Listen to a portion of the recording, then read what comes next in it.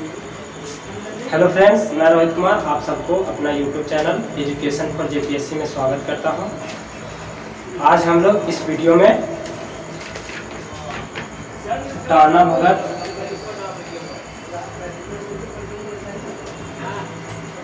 आंदोलन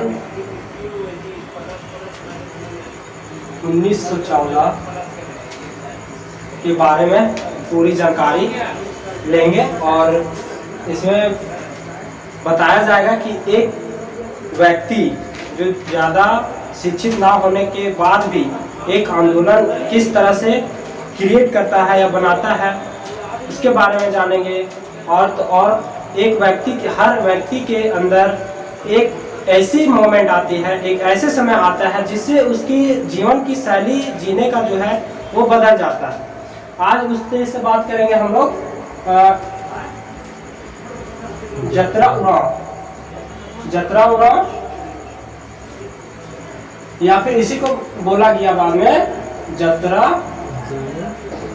टाना भगत, इन्हीं को बाद में बोला गया। इसके बारे में मैं पूरी जानकारी अभी मैं देने जा रहा हूं, तो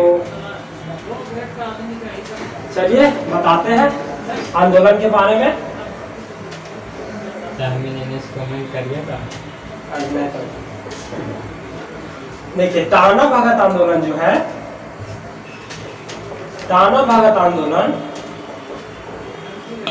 ये 1914 में जो है वो जतरा उरांव उर्फ का मतलब आप सभी जानते होंगे कि मतलब दूसरा नाम जो है वो जतरा टाना भगत, जतरा टाना भगत भी कहा जाता था। इस इनके नेतृत्व में इस आंदोलन को आगे बढ़ाया गया और यह एक धार्मिक आंदोलन के साथ साथ ये किस तरह से एक राजनीतिक आंदोलन बनता है, इसके बारे में भी मैं पूरी कहानी डिटेल से बताऊंगा। तो स्टार्ट करते हैं जतरा उरांव के जीवनी से।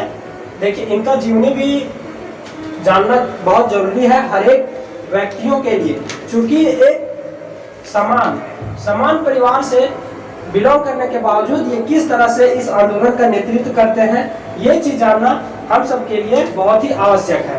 तो इनका जन्म की बात करें, जतरा उरांव की जन्म की बात करें तो ये आप सब जानते होंगे झारखंड के गुमला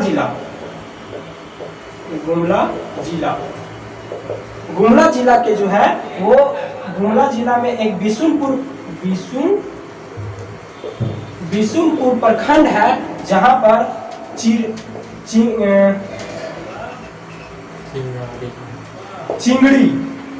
चिंगड़ी नामक स्थान जो है, चिंगड़ी नामक स्थान एक गांव का नाम है।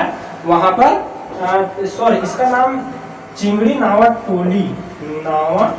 टोली था। यहाँ पर इनका जन्म हुआ। और तो और इनके माता पिता की बात बोले तो इनके माता का नाम लुबरी उरांव था और इनका पिताजी का नाम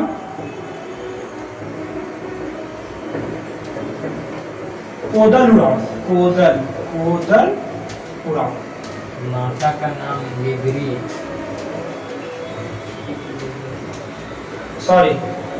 लुबरी नहीं, लिबरी उरांव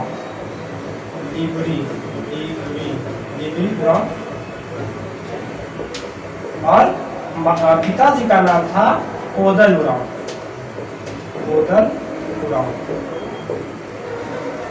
इनका जन्म के बाद जो है एक सामान्य मनुष्य के यानी कि सामान्य आदमी की जो जीवन है उसी तरह से इनका भी जीवन चलता रहा।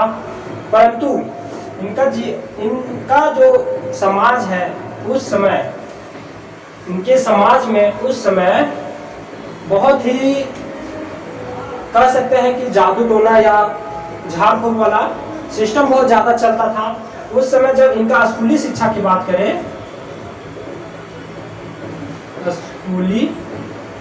स्कूली शिक्षा की बात करें तो इनका जब स्कूली शिक्षा की बात करें तो ये जब पढ़ाई के उम्र का हुए तो उस समय इन्हें पढ़ाई से थोड़ा मतलब मन नहीं लगता था, तो ये कहीं दूसरे गांव में जाकर झाड़ फूक का काम सीखते थे। हालांकि भूत प्रेत पर बहुत ज्यादा विश्वास करना ये सब उस समय बहुत ज्यादा चलता था। तो और तो और इनका बात करें जन्म हमने नहीं बताया। इसमें जन्म की बात करें तो 1888 में इनका जन्म हुआ था और 1914 तक इनका जो है उम्र लगभग 25 वर्ष। जब यह आंदोलन बहुत तेज गति पकड़ ली थी उस समय इनका उम्र ओनली 25 ईयर यानी कि 25 साल ही था। इनके स्कूली शिक्षा में ये झाड़ करना मतलब झाड़ना फूकना ये सब सभी सीखते थे। परंतु जब ये जीवन हमेशा चलते गया परंतु जब एक बार एक घटना घटी इनके साथ जतरा टाना भगत के साथ एक घटना घटी। वो घटना क्या था वो मैं आपको अच्छी तरह से बताऊंगा, क्योंकि हर एक व्यक्ति के जीवन में एक ऐसी घटना होती है जो जीवन को एक नई दिशा की ओर मोड़ देती है। तो इनका जो घटना था वो था जब ये कहीं जा रहे थे तो पेड़ पर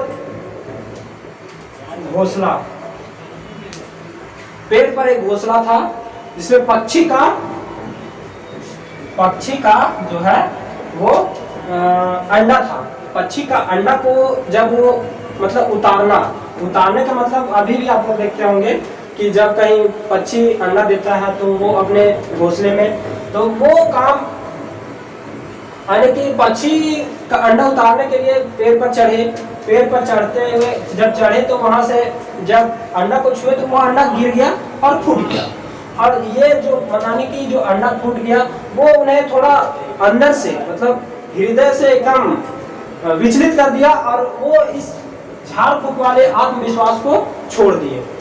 अब इसके बाद जो है जब वो ऐसा करने से मतलब छोड़ दिए तो ये अपना एक जागरूकता फैलाने की प्रयास करने लगे। क्या जागरूकता फैलाने की प्रयास करने लगे वो जानने की प्रयास करते हैं हम लोग। जागरूकता ये है कि जब टाना भगत अपने जीवन में ऐसा कुछ यानी जादू टोना से मतलब इस प्रभाव से बाहर आए तो उन्होंने क्या किया कि लगभग 1813 की बात है 1913 की बात है 1913 की बात है। ये 1913 में लगभग सारे घर जाकर जितने भी अपने उरांव जनजाति के लोग थे उनके सभी गांव जाकर या घर जाकर बैठक करवाना, सभा करवाना और वहां जो है वो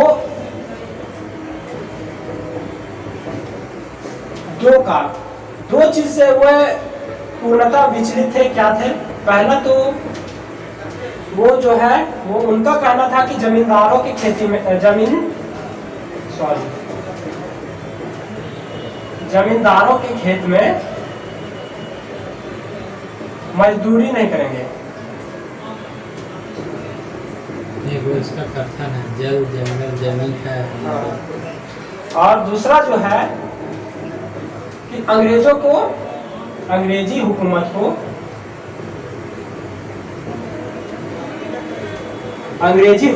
को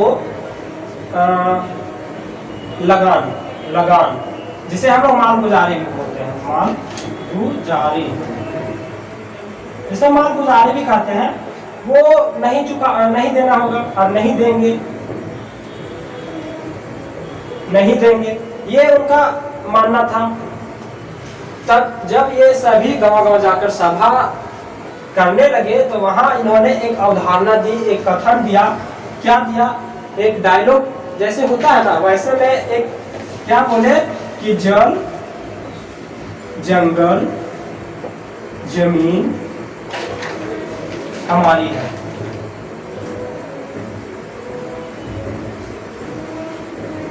जब जमींदार और अंग्रेजी हुकूमत जो है वो सभी जो आदिवासी हैं उन पर थोड़ा ज़्यादा जुर्म करने लगे, तो इन दोनों अवधारणाओं को लेकर जल जंगल जमीन की नारा देते हुए वे अंग्रेजी हुकूमत के मतलब साथ जो है एक समझिए विद्रोह की तरह भड़क उठा, जो 1914 में पूर्णतः मतलब राजनीतिक तौर पर बहुत ही ऊपर आ चुका था। और ये सुनकर जो है जब ये सुर्खियों में आए, जब अखबारों में सुर्खियों में आए जतरा उरांव उर्फ जतरा टाना भगत, जब ये सुर्खियों में आए तो उन्हें जो है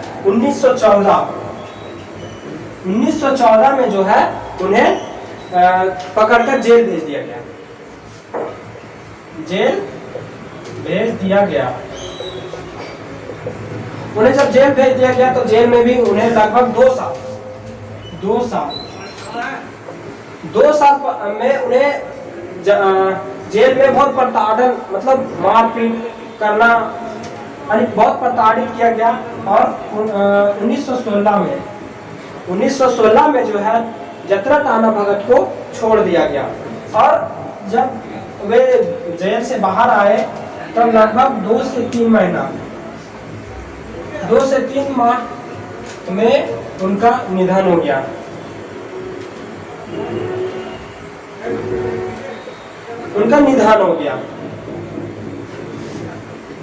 लगभग उस समय इनका उम्र जो है 28 ईयर था।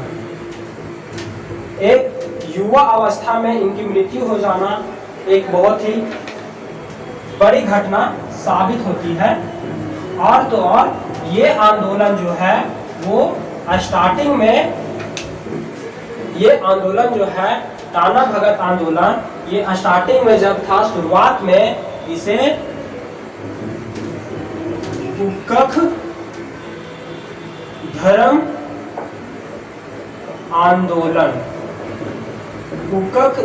आंदोलन के नाम से ये जो है शुरुआत की गई थी। ये क्वेश्चन पूछा जा चुका है, कुकक धर्म आंदोलन जो है वो किस आंदोलन से रिलेटेड है, ये क्वेश्चन पूछा जा चुका है, इसे आप जरूर याद रखें। ये जो है एक धर्म है, वो किस जनजाति के लिए है, वो है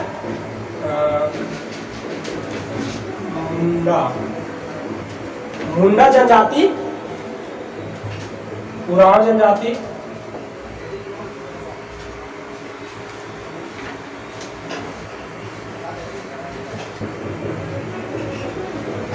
और ये जो है ये सॉरी मुंडा जनजाति नहीं, उरांव जनजाति का जो है वो एक मूल धर्म है, मूल धर्म।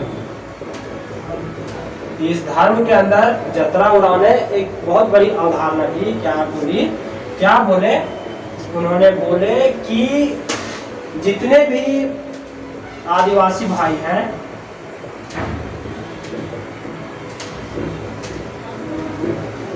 वे सभी जो है वो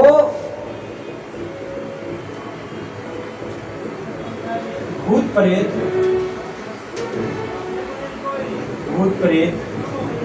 ये सब जो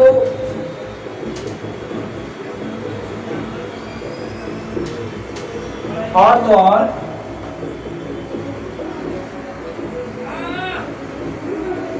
पशु बलि एवं इससे रिलेटेड और भी बहुत सारे हैं जो धार्मिक जो है धार्मिक अनुष्ठान में यूज किया जाता था, धार्मिक अनुष्ठान किए जाते थे। वे सभी में ये बहुत ज्यादा बदलाव करना चाहते थे। और ये स्टार्टिंग में शुरुआत में जो है ये आंदोलन एक धार्मिक आंदोलन था। जब ये धार्मिक आंदोलन से ये राजनीतिक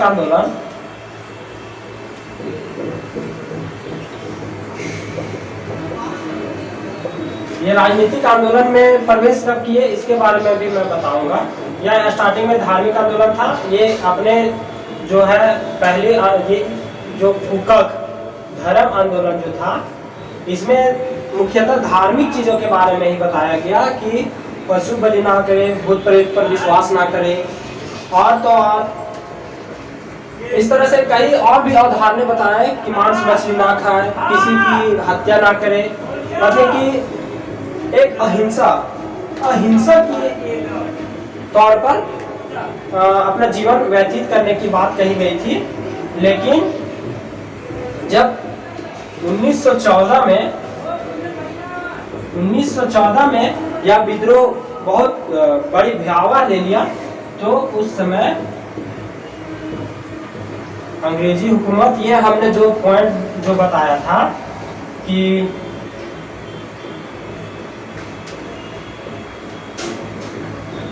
जमींदार के खेत में काम नहीं करना है,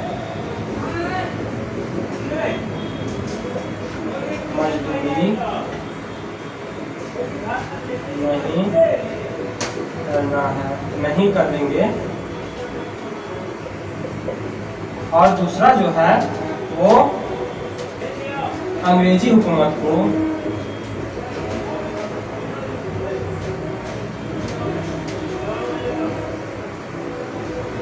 लगान, जिसे मजदूरी मजदूरी नहीं, मालगुजारी, जिसे मालगुजारी वो नहीं देंगे। ये दो अवधारणा जब इन्होंने सारी सभा में बताए तो जितने भी मतलब आंदोलन में जो है वो समर्थकों की संख्या बढ़ने लगी, यानी इसके साथ और बहुत सारे लोग इस आंदोलन में शामिल हो गए और एक बहुत बड़ी एक समूह यानी एकजुट हो गए। और यह डर से जो है जतरा भगत को जेल में भेज दिया गया था और 2 साल बाद उनकी मौत भी हो गई लगभग। तो और ये जो है उनकी मौत के बाद ये आंदोलन रुकती नहीं है। एक्चुअली ये आंदोलन जो है इनके और जो समर्थक थे जतरा टाना भगत का, जतरा टाना भगत आने की पूर्व जतरा उरांव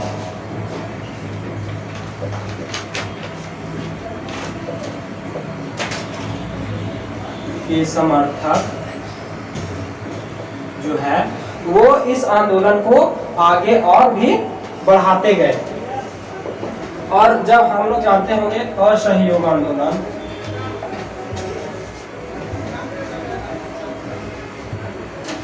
असहयोग आंदोलन, इसमें भी जो है महात्मा गांधी द्वारा जो चलाया गया था, महात्मा गांधी के असहयोग आंदोलन में भी टाना भगत के जो आंदोलन के जो लोग थे वो समर्थन किए इस आंदोलन में। और तो और 1942 की बात करें तो उस समय जो है भारत छोड़ो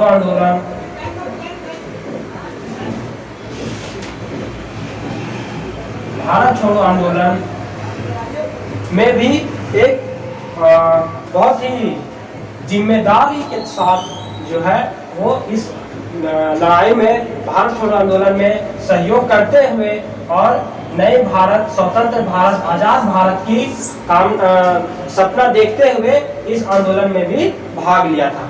यानी कि हम लोग कह सकते हैं इस आंदोलन के बारे में अगर हम लोग निष्कर्ष निकालें,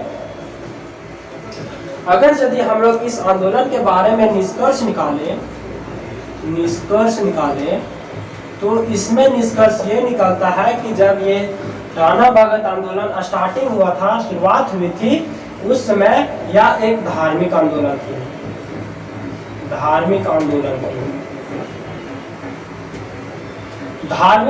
थी। उस समय इस आंदोलन का नाम फूकक धर्म आंदोलन था। और तो और दूसरा जो है ये जब 1914 में अंग्रेजों के प्रताड़न और जमींदारों की प्रताड़न से ये जो आंदोलन है वो राजनीतिक तौर पर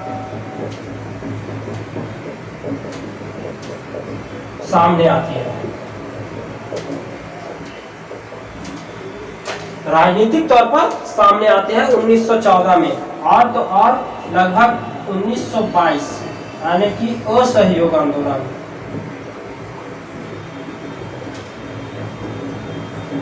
असहयोग आंदोलन में भी इस टाना भगत आंदोलन का सहयोग बहुत ही धुआंधार रहा।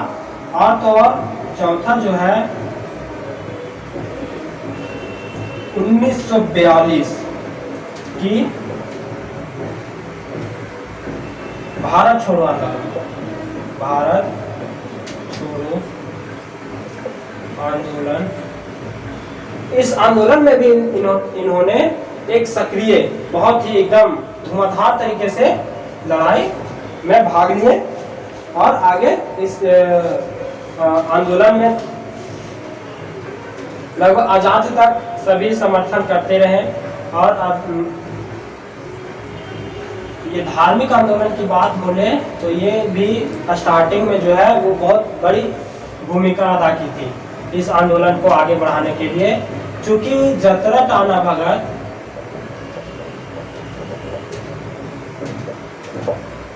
अंधविश्वास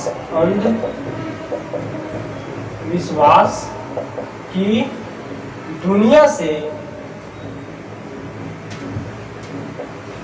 बाहर आने की बात कही। अंधविश्वास की दुनिया से बाहर आने की बात कही, जो सभी जितने भी उरांव जनजाति या उनके समर्थक थे उन सभी के हृदय में जो है वो एक बहुत ही अच्छी भावना उत्पन्न हुई और ये आंदोलन आगे बढ़ता गया। दोस्तों आज इतना ही। अब अगला वीडियो में मैं और भी इसी तरह से एक आंदोलन और लेकर आऊंगा, बिरसा मुंडा आंदोलन या उलगुलान आंदोलन। उसे भी मैं पूरी जीवनी के साथ में पूरी अच्छी तरह से बताने की कोशिश करूंगा। तो अगर ये वीडियो आप सभी को अच्छे लगे हो तो इस चैनल को भी सब्सक्राइब करें। और आप लोगों को अगर पीडीएफ चाहिए इसका तो आप सभी टेलीग्राम में आप सभी को सर्च करना होगा एजुकेशन फॉर जेपीएससी। इस तरह आप अगर इसमें सर्च कीजिएगा तो उसमें हमारा वीडियो भी मिल जाएगा। इससे पहले हमने और भी वीडियोस बनाए हैं, वो वीडियोस मिल जाएंगे आपको। आज तक जितने भी पढ़ाया हूँ सभी पीडीएफ भी प्रोवाइड कर दिया गया है, दे दिया गया है। आप वहां से उस पीडीएफ को भी डाउनलोड कर सकते हैं और जान सकते हैं। और तो और अभी झारखंड सरकार जो है वो और एक से एक वैकेंसीज भी निकाल रही है, आप उसमें अच्छी अंक ला सकते हैं। तो हमारा प्रयास है कि आप सभी झारखंड लेवल के जितने भी प्रतियोगिता परीक्षा है उसमें अच्छा अंक लाएं। Thank you for watching this video.